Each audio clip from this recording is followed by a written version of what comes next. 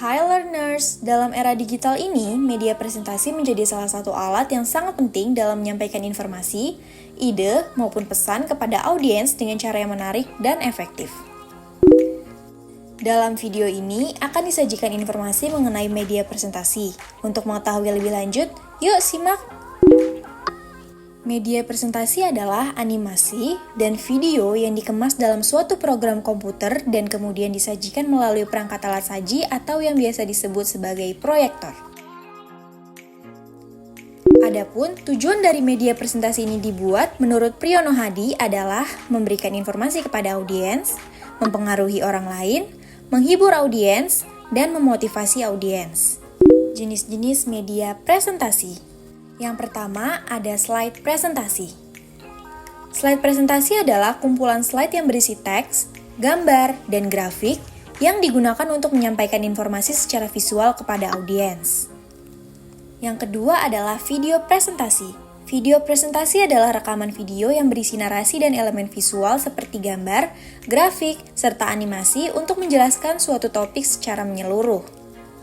Yang ketiga adalah gambar dan grafik. Gambar dan grafik ini adalah representasi visual yang digunakan untuk mengkomunikasikan pesan, ide, ataupun data secara jelas dan menarik kepada audiens. Gambar dapat berupa foto atau ilustrasi yang memperjelas konsep atau menyajikan informasi dengan cara visual. Sementara grafik akan membantu audiens memahami hubungan atau tren data dengan lebih mudah melalui representasi visual yang jelas. Selanjutnya ada kekurangan dan kelebihan dari media presentasi. Kekurangan media presentasi antara lain adalah terbatas. Banyak pengajar atau pembicara mungkin belum terampil atau belum terbiasa menggunakan perangkat lunak atau teknologi yang diperlukan untuk membuat dan menyajikan media presentasi dengan efektif. Hal ini dapat menghambat potensi penggunaan media presentasi dalam memperkaya pengalaman pembelajaran atau presentasi. Selanjutnya adalah ketergantungan terhadap situasi.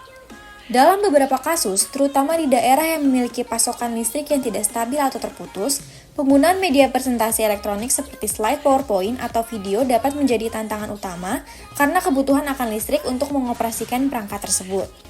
Yang terakhir adalah relatif mahal.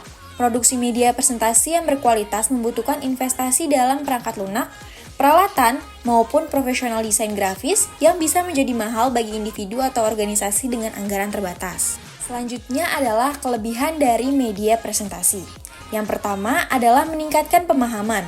Media presentasi seperti grafik dan diagram dapat membantu mengilustrasikan konsep atau data dengan cara yang lebih jelas dan mudah dipahami oleh audiens.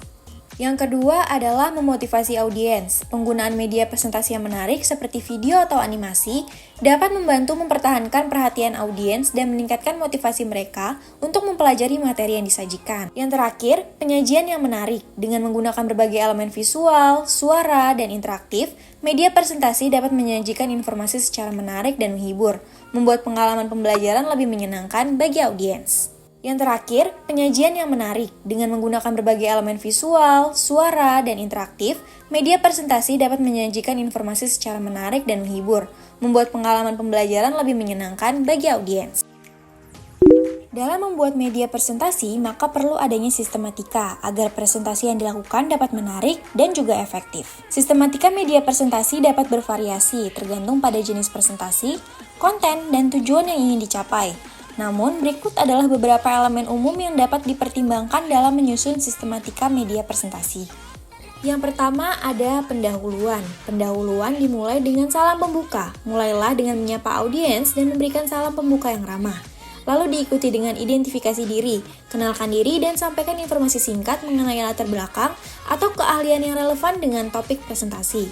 Lalu diikuti dengan tujuan presentasi. Jelaskan kepada audiens apa yang akan dicapai atau dipelajari dari presentasi. Yang kedua ada pemaparan konten. Pemaparan konten berisi rangkuman isi, yaitu rangkuman singkat mengenai topik yang akan dibahas.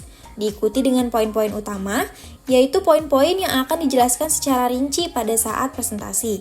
Lalu diikuti dengan ilustrasi dan grafik. Gunakan media visual seperti grafik, diagram, atau gambar-gambar untuk membantu menjelaskan konsep-konsep yang sulit. Yang ketiga adalah perkembangan dan analisis. Perkembangan dan analisis berisi data dan fakta serta analisis. Data dan fakta digunakan untuk mendukung argumen atau informasi yang disampaikan, sedangkan analisis diberikan untuk memperdalam atau interpretasi terhadap data atau informasi yang telah disajikan. Yang keempat adalah studi kasus atau contoh. Studi kasus ini berisi penerapan prinsip dan pengalaman pribadi. Penerapan prinsip, jika memungkinkan, sertakan studi kasus atau contoh nyata yang menggambarkan penerapan prinsip atau ide yang dibahas. Lalu pengalaman pribadi, jika relevan, bagikan pengalaman pribadi sang presenter untuk mendukung atau mengilustrasikan poin. Yang kelima, berikan saran atau rekomendasi. Saran atau rekomendasi tersebut berdasarkan informasi yang telah dipresentasikan, kemudian diikuti dengan langkah-langkah tindakan yang praktis atau tindakan yang diambil oleh audiens setelah presentasi. Yang keenam, pertanyaan dan diskusi. Ajak audiens untuk mengajukan pertanyaan atau memberikan komentar. Jika memungkinkan, fasilitasi diskusi atau interaksi antara presenter dan juga audiens. Yang ketujuh adalah penutup. Penutup berisi ringkasan akhir, yaitu ringkasan dari poin-poin yang telah dipresentasikan. Lalu pesan terakhir, sampaikan pesan atau ide pokok yang ingin ditinggalkan kepada audiens. Lalu yang terakhir adalah terima kasih. Ucapkan terima kasih kepada audiens atas perhatian dan partisipasinya selama presentasi. Lalu yang kedelapan atau yang terakhir adalah referensi atau sumber informasi. Jika menggunakan referensi atau sumber informasi tertentu, sertakan daftar referensi di akhir presentasi. Dalam video ini, kita telah menjelajahi ragam media presentasi, memahami kekurangannya, serta mengapresiasi kelebihan yang ditawarkan. Dengan sistemasi yang terencana, kita dapat menyampaikan informasi dengan menggunakan media yang lebih efektif dan menarik. Terima kasih telah menyaksikan video ini, sampai jumpa di video selanjutnya.